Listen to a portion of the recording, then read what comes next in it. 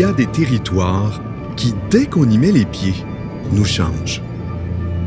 La Côte-Nord, pour moi, c'est un peu ça. Un monde à part, immense, brut, beau.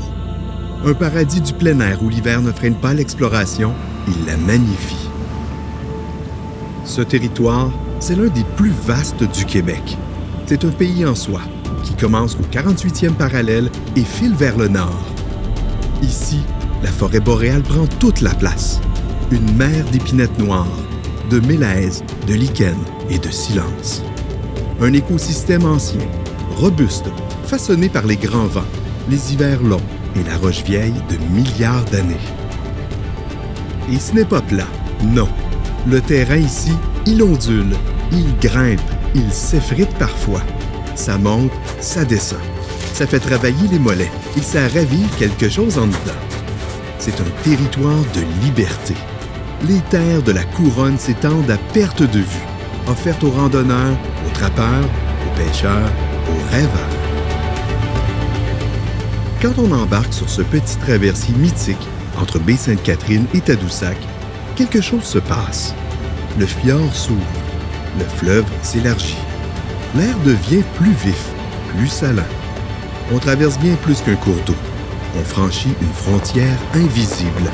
Et là, on entre vraiment sur la Côte-Nord.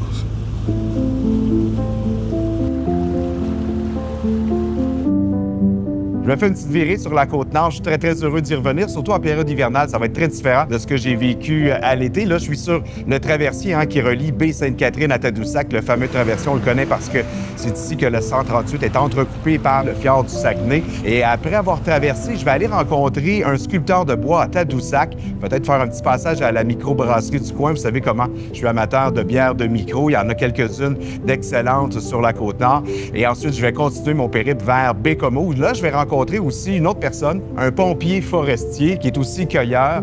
Alors, il va me parler un petit peu de son métier et comment ça se passe en période estivale, évidemment avec les feux qu'on a connus dans les dernières années. Je pense que c'est toujours intéressant d'aller voir derrière comment ça se passe. Je vais faire quelques petites randos tout autour de Baie-Comeau, une un peu plus sportive que j'ai bien hâte de faire et une autre qui va me mener sur un lac gelé avec une vue imprenable sur des falaises qui l'entourent. Là, mon traversier arrive. On se revoit sur la route.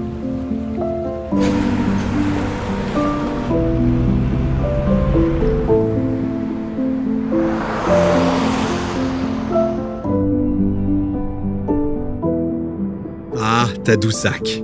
Même sans y avoir jamais mis les pieds, on la connaît tous un peu. Une municipalité carte postale du Québec, perchée entre fjord et fleuve, aux portes de la Côte-Nord. L'été, elle bourdonne de visiteurs venus des quatre coins du monde. Mais l'hiver, Tadoussac respire autrement. Apaisée, silencieuse, presque secrète. Un coin de pays où les Québécois reprennent possession du décor, main dans la main avec la nature.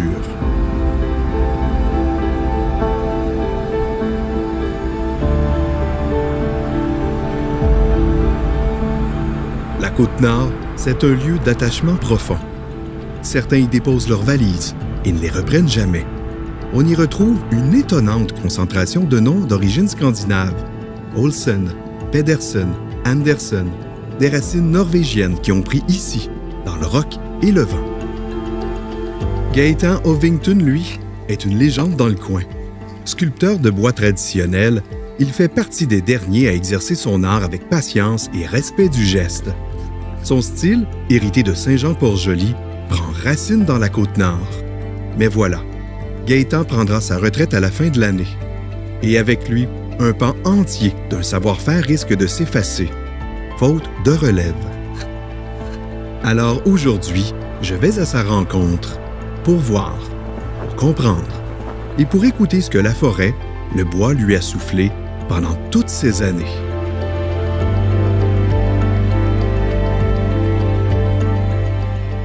J'ai suivi un petit cours de 62 à 64 avec un artisan professionnel de Saint-Jean-Port-Joli. Puis j'ai ouvert mon studio, ça fait exactement 63 ans que je suis dans le métier. J'ai toujours été à Tadoussac. Mon grand-père avait une pêche au saumon. Ça fait qu'on a été élevé sur la rivière Saguenay, à l'embouchure du fleuve et du Saguenay. Fait que j'ai toujours été à même la nature tout le temps. En se promenant à la plage, je voyais des épaves, des souches. Puis déjà, je voyais qu'il y avait des formes qu'on pouvait faire avec ça. Le goût s'est développé de fil en aiguille avec ça, à ce moment-là.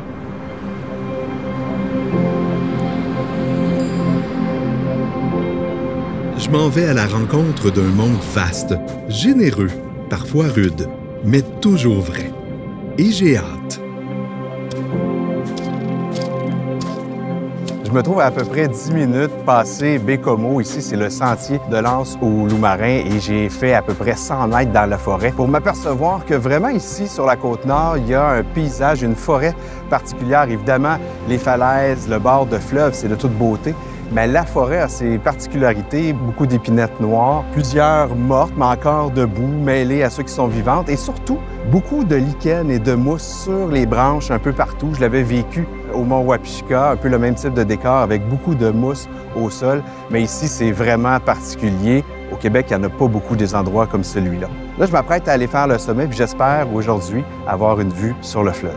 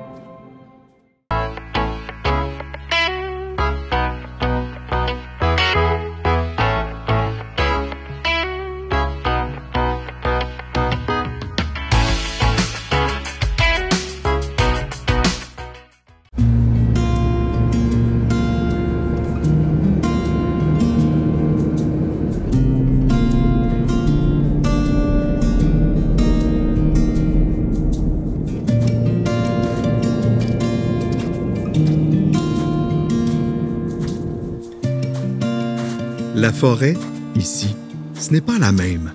Sur la Côte-Nord, on entre dans le cœur de la forêt boréale. Les épinettes noires dominent le paysage, accompagnées de sapins baumiers, de bouleaux blancs et de mélèzes. Le sol est souvent mince, couvert de mousse et de lichens. Le climat est rude, mais la vie y persiste. C'est une forêt ancienne, résiliente, façonnée par le feu, le froid et le temps.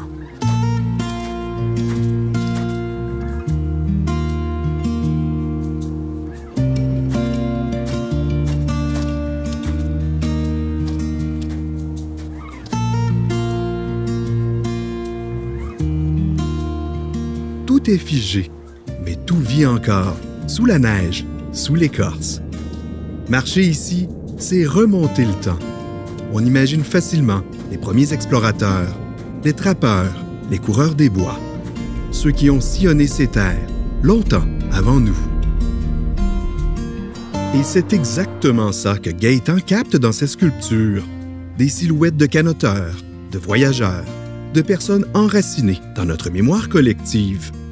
Taillé dans le bois même de ce territoire, il sculpte la forêt, il sculpte l'histoire.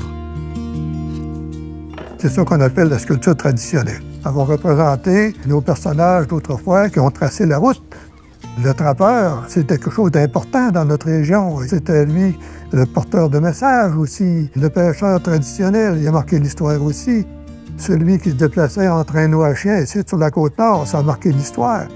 À un moment donné, tu vas avoir des idées, c'est des choses que tu as vues. Des fois, tu remémores tout ça, puis ça va t'amener à créer une pièce à ce moment-là qui va faire avec ce que c'est qu'on a vécu. Et c'est des images qui vont nous marquer. À un moment donné, on voit quelque chose, on m'a dit, il me semble qu'il y aurait une belle sculpture à faire avec ce que c'est que je viens de voir là. En allant à Montréal, je voyais quelqu'un, un itinérant, qui était couché sur son banc, la tête appuyée sur son sac, puis son chien qui était à côté de lui. Un mendiant, le chien, c'est toujours son meilleur ami. Hein? Fait que c'est un visuel que j'ai eu de ce type-là. Je n'essaie pas de passer un message en tant que tel. Ça fait que c'est plutôt la pièce, elle va parler d'elle-même. Moi, j'y mets beaucoup de détails. Ça fait que tout de suite, quand vous allez voir une pièce que j'ai signée, les traits du visage sont pas grossier, les proportions et puis tout. C'est ça qui va déterminer la sculpture.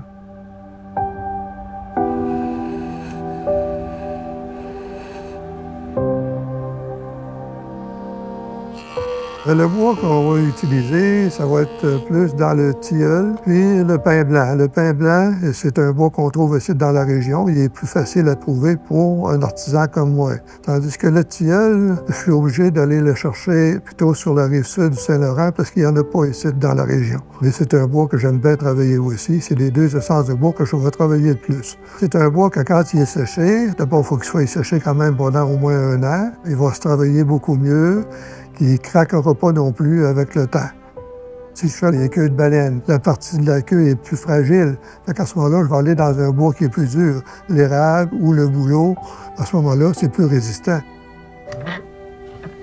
Je peux avoir plusieurs sortes de bois dans la même pièce, comme celle-là. J'ai du pin blanc pour la base. J'ai du tilleul qui fait le fusil et la partie des fourrures. J'ai aussi du frêne qui fait les straps du personnage. Et puis, j'ai du roseau aussi qui fait le laçage que tu vois ici, et puis de ses bottes. Ça, c'est du roseau qu'on prend pour ça.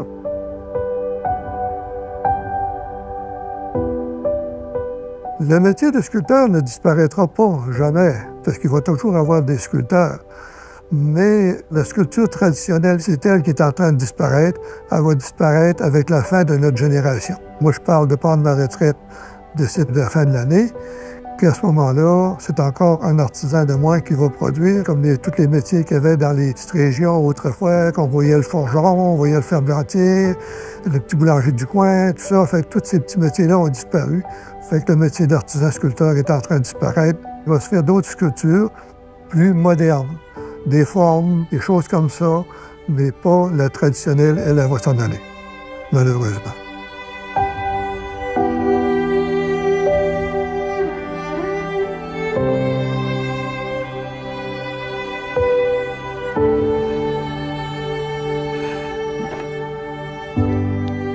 Il y a ceux qui façonnent le bois, et puis il y a moi, qui laisse une trace dans la neige, fragile, éphémère, vouée à disparaître, mais pleine d'intention. Je marche entre les arbres comme on entre dans un atelier. Tout est calme, le vent s'étue. Même mes pas semblent hésiter à troubler ce silence.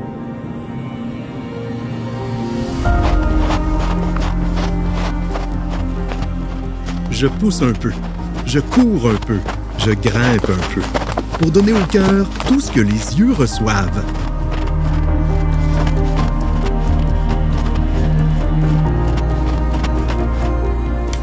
Puis, le sentier s'élève tout à coup, comme une invitation à randonner dans le ciel. Je m'accroche à la corde, le froid mord un peu, mais le soleil change la donne. Je me pousse dans ce dénivelé.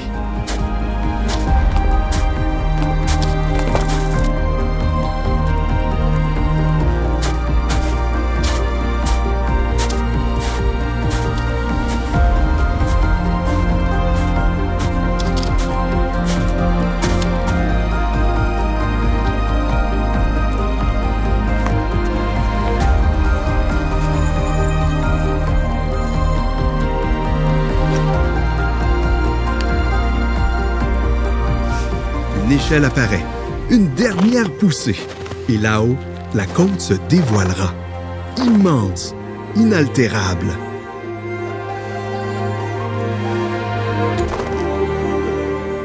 Ici, c'est un sentier hivernal surtout, et lors de la montée vers le sommet, il y a plusieurs cordes qui sont installées, qui vont nous aider, qui vont servir de main courante, qui vont nous sécuriser lors de la montée.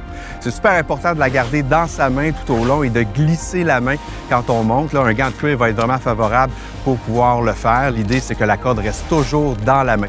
On voit ces cordes-là, évidemment, sur des sentiers aussi estivaux, mais beaucoup moins utiles, à moins qu'on rencontre de la roche mouillée ou de grosses racines, de grosses roches à monter. Mais bien souvent, les cordes sont installées un peu plus hautes pour, évidemment, favoriser la prise en mode hivernal, parce que là, bien, la neige fait que nous, on va être un peu plus surélevé. D'un côté, donc, on glisse la main, important, on ne la sort jamais, et de l'autre, on va prendre nos bâtons dans une main avec un plus long, et on va piquer tranquillement pour monter, s'assurer que nos pas sont bien stables, un à un, bien agrippés, pour monter en toute sécurité.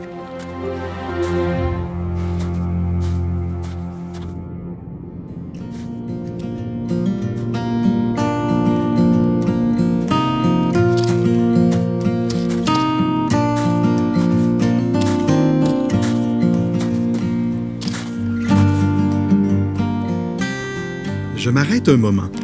Petite pause, petite bouchée. Il faut nourrir le corps, mais aussi l'esprit. Être une éponge, absorber la lumière, le froid, le silence, le vent qui murmure entre les conifères, comme une chanson que la forêt seule connaît.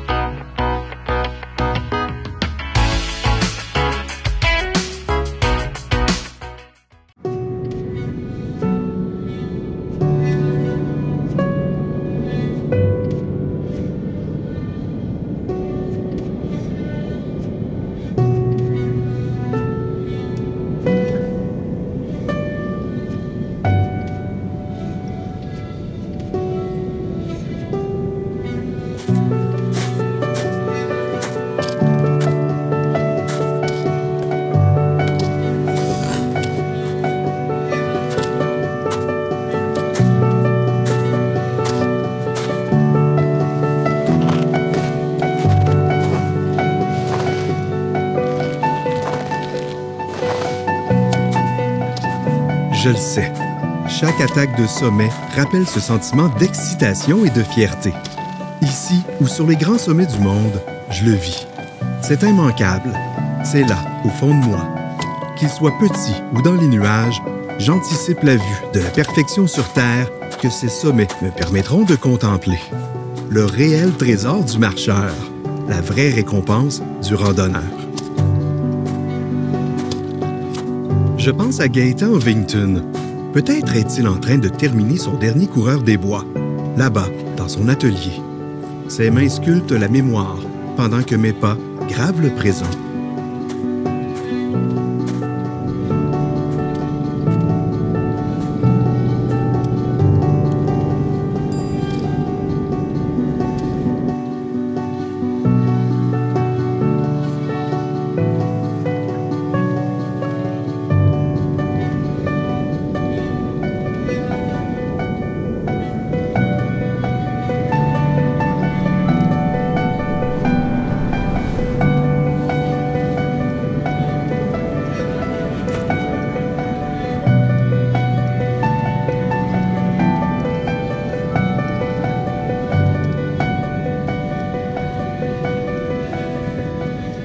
Quelle journée incroyable! On m'avait soufflé que cette petite rando était un bijou caché. Et c'est vrai. 1000 fois vrai. La montée était douce malgré l'inclinaison, presque complice. Et ici, au sommet, tout se révèle. Le fleuve s'étire devant moi comme un géant endormi. La forêt boréale s'étend devant moi, sauvage, intacte. Je suis au sommet du sentier de l'Anse au Loup-Marin et il m'applaudit, heureux de partager sa place avec moi.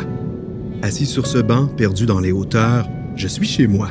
C'est mon salon d'hiver, mon repère secret. Pas besoin de mur quand on a un horizon pareil. Ici, on ressent l'ampleur du territoire, le souffle de la Côte-Nord, je le sens qui chatouille mon cou. Et cette impression rare d'être exactement à la bonne place. Pendant mon périple sur la Côte-Nord, je me suis promis de faire plusieurs petites randonnées, dont celle-ci, celle de l'Anse au Loup-Marin. Vraiment, je suis pas déçu. Beaucoup d'obstacles, hein, des cordes, des montées abruptes, des escaliers pour le cardio puis le musculaire, ça m'a fait travailler. Je suis assez heureux de ça, surtout que c'est un sentier qui est assez court, hein, on parle d'à peu près 3 km. Il y a plusieurs possibilités ici pour un total de 8 km quand même, avec un sentier qui va border le fleuve. Le fleuve, toujours là en arrière-plan. Tellement beau notre fleuve, grandiose, magnifique. Puis on le voit même ici de haut perché. les courants marins. On peut observer tout ça. Surtout quand le soleil tape le fleuve. C'est magnifique, vraiment. Puis la forêt qui, ici, est aussi différente de ce qu'on voit un peu partout au Québec. C'est vraiment génial. Là, j'ai atteint mon sommet. Je me récompense. Santé.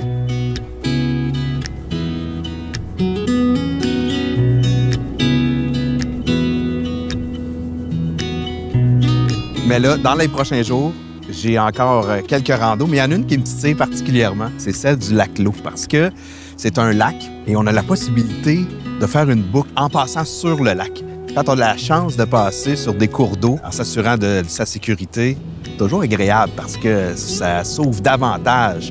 C'est un peu comme quand on arrive dans une clairière, mais là, c'est un lac. Ça s'ouvre, on peut voir plus loin les montagnes, les arbres. C'est un autre point de vue complètement, puis une autre sensation aussi comme randonneur qu'on a uniquement la chance de vivre l'hiver.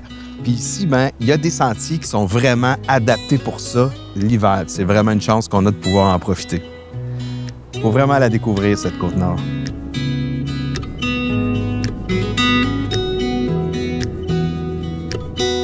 Je redescends tranquillement. Le soleil décline doucement derrière les arbres. C'est dans la Seine à la forêt et à sa faune nocturne. Mais pour moi, ce n'est pas la fin.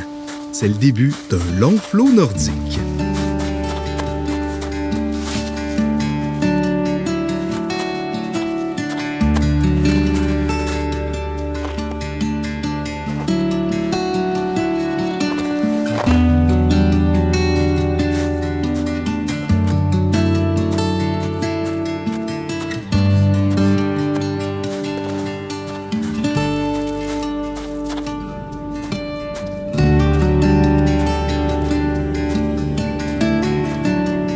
Aujourd'hui, j'ai traversé le fjord à Tadoussac, rencontré Gaëtan Ovington dans son atelier vibrant de mémoire, roulé sur ses routes infinies et foulé la neige du sentier de l'Anse au Loup-Marin, à Franklin.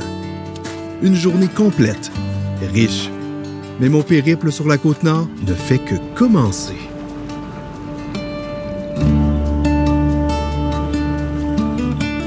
Je file maintenant vers Bécomo, capitale régionale. Promesse de nouvelles rencontres, de nouveaux paysages, de nouvelles histoires. Ces moments, loin des grandes villes, au cœur des forêts québécoises, me ramènent à l'essentiel. Randonner, c'est partir sans tout savoir, mais avec le cœur grand ouvert.